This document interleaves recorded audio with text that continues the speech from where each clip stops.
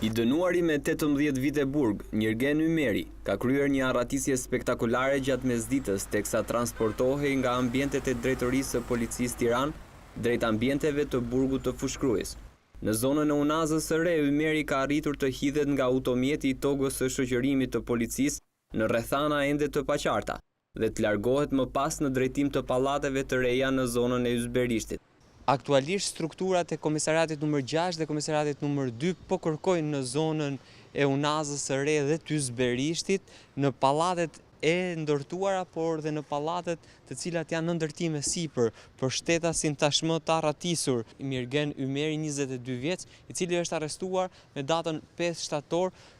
pasi është dënuar nga gjykata me akuzën e vrasjes mbetur në tentativë me 18 vite burg. Me datën 5 shtator 2014 rreth orës 13,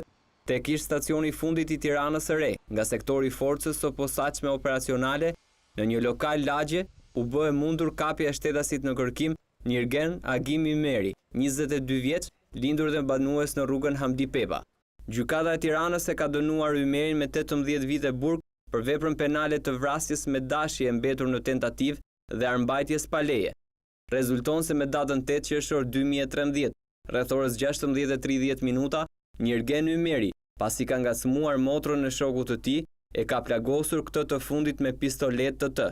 që nga ajo kohë 22 vjeçari ka qenë i shpallur në kërkim deri me datën 5 shtator kur dhe u arrestua. Për kapjen e Ymerit janë angazhuar të gjithë shërbimet policore, deri në këto momente pa rezultat, ndërsa i paqartë mbetet fakti se përse Ymeri u mbajt në ambientet e drejtorisë së policisë Tiranë më shumë ditë se afati ligjor i lejuar.